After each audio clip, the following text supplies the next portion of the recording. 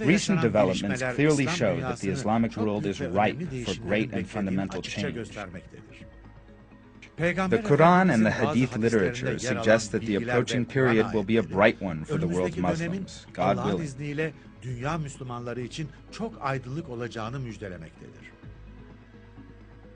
Setting up the Islamic Union will speed up the process and begin a new era of plenty and prosperity, not only for Muslims, but also for humanity in general. The current situation may seem to be very negative at first look, whereas in reality, each negative development signals the approach of a blessed period. War, destitution, famine, oppression, and tyranny against Muslims across the world are signs of the end times. The end of the end times is the rise of Islamic moral values. Therefore, the current situation must not cause Muslims to feel despair and hopelessness. On the contrary, it should motivate them and increase their zeal and excitement. The great Islamic scholar, Bediüzzaman Said Nursi, explained in his famous Damascus sermon the conditions in which Muslims live, warned of the dangers of falling into despair, and spoke of the bright future awaiting them as follows.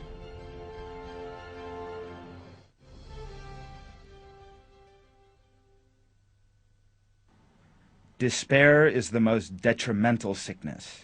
It has permeated into the heart of the Islamic world. Such a despair that it has stifled our sublime morality, swerving our attention from the interests of the general to our personal interest. It is the very same despair that has broken our spiritual might. Despair is the most dreadful sickness of our people. It is the pretext of the coward, the inferior, and the helpless. It is only Islam which will truly and spiritually pervade the continents of the future and lead humanity to bliss, both in this world and the next.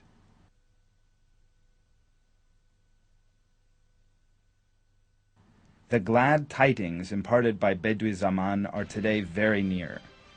In order for Muslims to be worthy of these tidings, they must never forget that union is something commanded by God.